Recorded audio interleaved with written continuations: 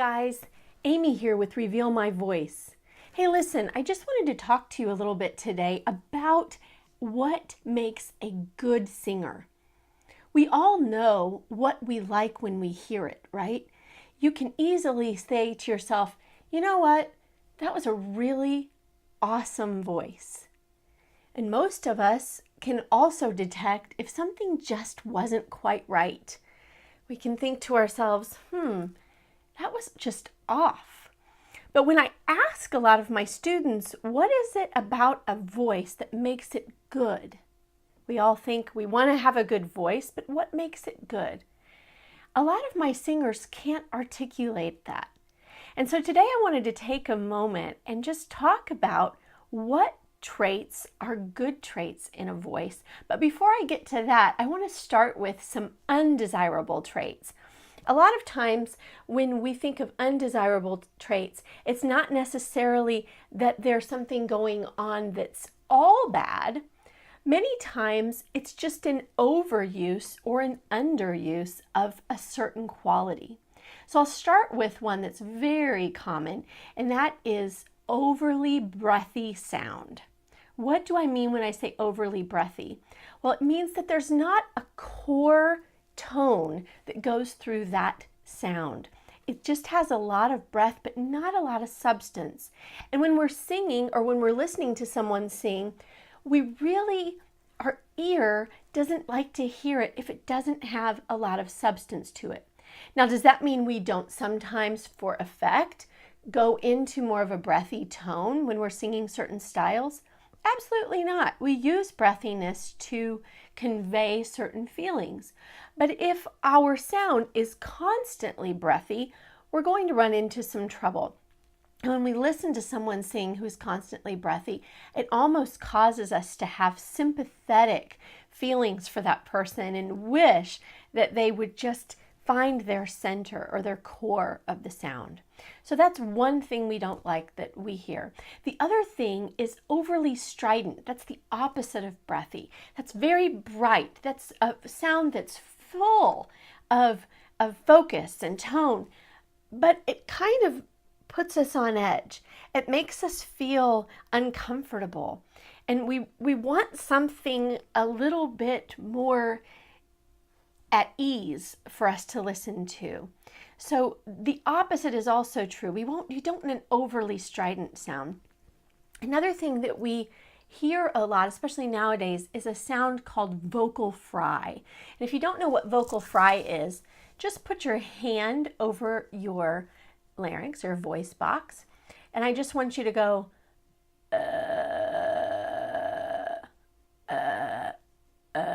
okay, it's not very pretty, right? But that is a sound that a lot of singers use in their vocal sound when they're singing, especially a lot of pop artists. And that's something that I find is just a little bit annoying to listen to. Some people love it, but if I listen to it too much, it bothers me. The other side is true for the singer.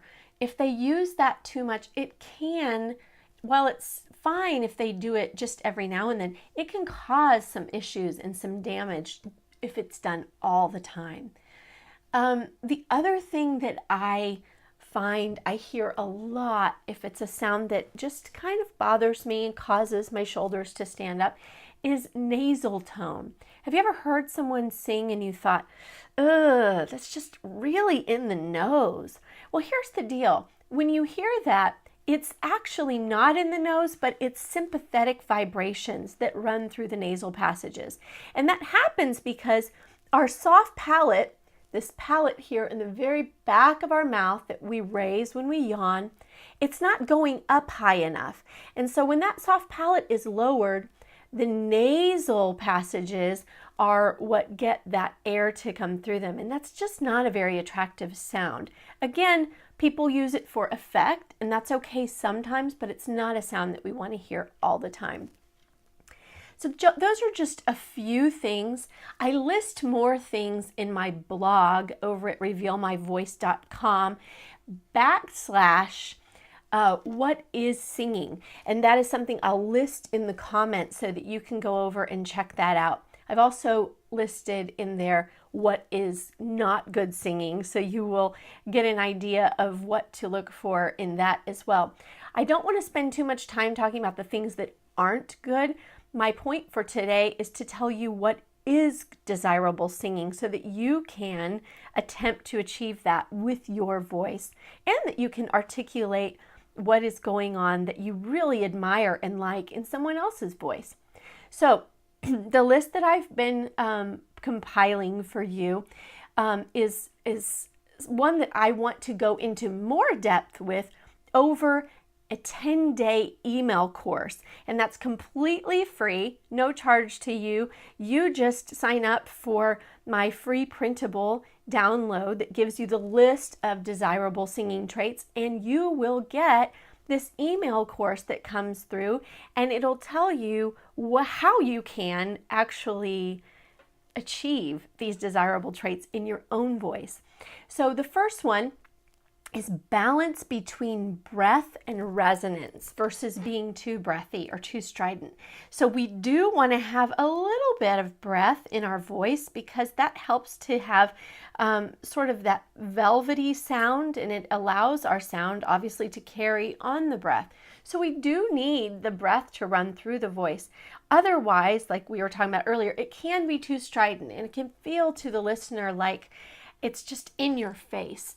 And we don't always want to feel like someone's singing in our face. So the balance between resonance and breath is something that we always want to be thinking about as we are singing and when we're listening to someone sing. It's not uncommon for us to get that balance a little bit out of whack sometimes, but that's just something that we adjust as we get to be better and more experienced singers. Sorry, I've got a little frog in my throat today. The other thing is balance between light and dark sounds. Now, this is something that's not talked about actually a lot in the pop realm of singing, but in classical singing, where I was trained, it is a big term, and the actual term is called chiaroscuro, and that's an Italian term that they used in paintings to help define light and dark when it came to paintings and to art. And singing actually just adopted that. The art of singing just adopted that and said, hey, we're going to use that for singing. So it's that balance between light and dark. And that is something, again, I will go into more depth with in my email, but this is a great tool to help you have a balance throughout your registers and have a balance between light and dark sound. The other one is clear and focused, and that's probably the one I hear the most when people say that they want to have a good sound or a good voice. They say, I just want it to be clear and focused. And that does go back to the whole resonance thing we were talking about. It's definitely related. But we definitely want to have clarity in our voice, and we want to have that ping that it will resonate and people can hear us from far away when we sing, whether we're on a mic or not. So the next one, I will go through this pretty quickly, is a free sound. We don't want to have strain when we're singing. We want to make sure that our sound is just freely flowing without feeling like there's any kind of push or strain in the voice. And that's one thing in my voice studio I work on a lot with students, is finding a way to ease those muscles and just ease our confidence in our sound, in our abilities to engage the right muscles and to disengage muscles that don't need to be a part of singing. The other one we talk about is supporting with breath energy versus throat singing. So that kind of is tied to the one before with free singing.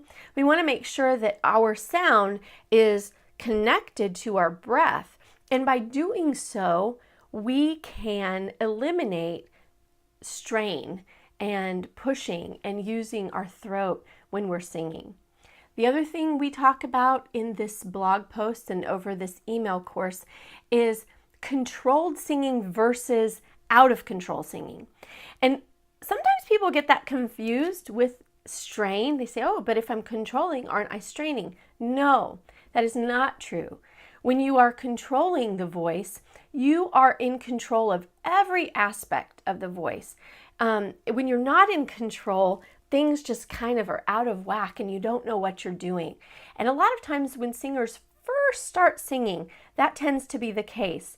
On a good day, they might have it together, but on a day when maybe things aren't right and the stars aren't aligned, they tend to sing in a way that is sort of out of control and they don't really know what they're doing.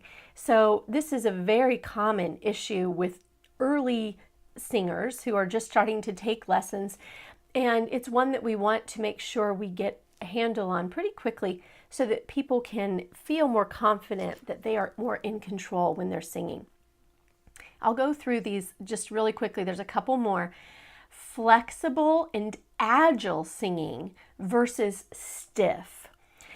This is a hard one to really talk about, but it's really an easy one to demonstrate. If I'm watching someone who's stiff, and I can immediately think of people who come to mind, they're very rigid in their body, in their mouth and jaw, and their voice sounds rigid, like it's not able to move very easily. I'm going to botch it up, but silent night, holy night. You think about the really good choir singer. Those tend to be some of the more rigid singers, although not stereotypically, but you do see a lot of those. And the problem with that is when we're stiff, we're not able to have any variance in our sound. We're not able to have flexibility and agility. And that's the stuff that's really going to help us shine as a singer. Even if we don't have to do crazy coloratura passages from a Handel aria, we still want to be able to have flexibility. And so that's something I also discuss. The other thing, of course, that we used to hear about all the time on American Idol and several of those types of shows is pitchiness. That's something that we want to make sure we avoid. And so if we hear a sound, a voice that is really good, 9 times out of 10 and probably 98% way through the song, it's going to be in tune. Every now and then we can hear something that's just a little bit off, but that doesn't really set us off if the rest of the song is in tune. But if someone has intonation problems or problems with being able to identify pitch, that is usually not a sound we want to hear, and the opposite is true. We want to hear someone who is in tune. Now, there's two more here. One is a natural vibrato. That's the wave that we hear, the frequency of our sound. And we want to make sure that it's not a forced vibrato, but we also want to make sure that a vibrato is present. Anytime you hear a straight tone, you're going to think more about that strident sound where it's just all voice but no flow. And we really want to have flow. We want to have that breath moving freely through the sound. And so that's what creates our natural vibrato. And then the last thing I wanted to talk about today is we have evenness through our range, through our dynamic levels, and through our vowels. So evenness is just what it is. It's evenness. We don't want to have one pitch be slightly more prominent than another. We don't want one vowel to be more prominent, and we definitely want to make sure that we have control from piano to forte in our voices without everything just being out of whack. So that evenness through the sound and through our voices and through the voices that we hear is something that is so important and so crucial when we are singing. So those are 10 desirable singing traits. Those are things that we want to work toward when we're trying to sing. And those are just naturally things that we listen for when we are listening to a singer. And if even a couple of those traits aren't present when we're hearing someone, it can throw it off. It can feel like something just isn't right. Now, of course, these aren't all the things that are desirable in singing, just like there's not an exact list of things that we don't like in singing. But this is just an example, and I feel like I've brought together 10 of the most important aspects of good singing. So take a look at this blog post. I'm going to list the link in the comments, and I hope you will comment on this video. Let me know what you think about it. I'd like to know about what you think of when you think of a good singer. And what are some things you've noticed when you have heard other people sing that you've thought, ugh, that's not something that I like to hear? Everyone has a different opinion about that. But like I said, most of the things that are common run through every genre of singing. So thank you for watching today. I really appreciate you being here. Press subscribe if you haven't yet subscribed to my channel, because I am doing a lot of tutorials on vocal, just getting better at your voice and getting better at singing. So please subscribe and check out the blog post also to get more detailed information sent to you. Thanks so much. Bye-bye.